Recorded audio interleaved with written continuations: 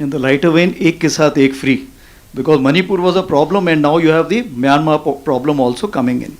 It all started with a rumor that there was a Anglo-Kuki war centenary gate which is being burnt. It has become a battle of narratives. There is a polarization between the communities.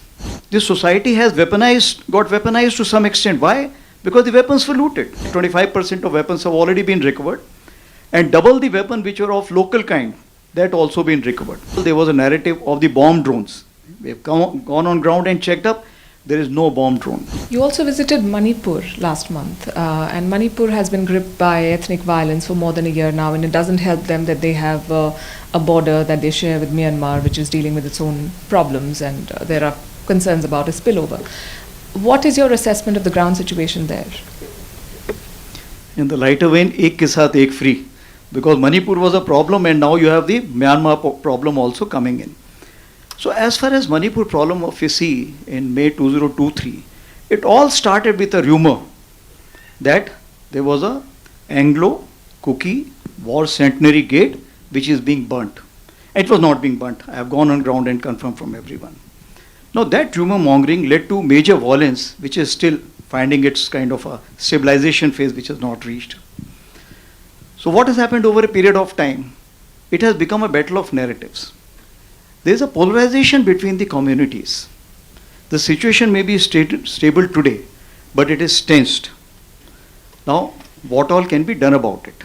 But before that, what all other things which have happened? What you talked about, internally displaced people, the number reached to 60,000. Of course, with our perseverance now that has come to below 40,000. Similarly, this society has got weaponized to some extent. Why? Because the weapons were looted. That also needs to be seen. The women-led organizations have come up for the defensive purposes. The underground organizations have come up for the defensive purposes. The battle lines are getting hardened.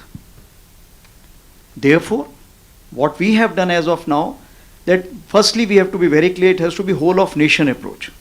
As far as the Army and Assam Rifle is concerned, we have deployed approximately 126 columns of Army and Assam Rifle combined together in conjunction with so many other stakeholders which are already operating in this state.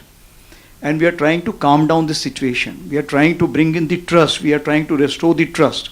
It will take its own time, because when the social cracks or the social fracturing takes place, it takes own time to kind of recover.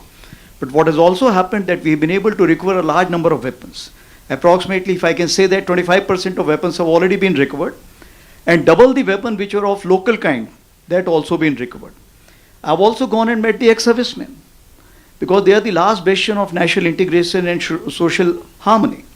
They are advising us how to go about it. We are working closely with them as well as the central administration to look into what are the possible lines of effort which we should go ahead in future. Are there concerns about foreign assistance to certain militant groups from Myanmar? If we retrace the history of Manipur, the issues are very, very complicated. We have to go back to the Kabao Valley and so on and so forth. We'll not talk about it.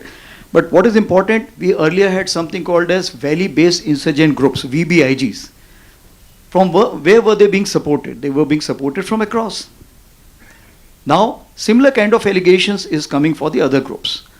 Out here, what we are looking at, that we should not allow wrong narratives to be built up. For example, there was a narrative of the bomb drones. We have gone on ground and checked up.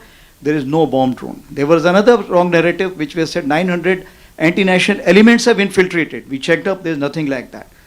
So if we control that, I think things will be all right. Now what we are talking about, the external support. As far as the external support is concerned, Myanmar is having its own problem.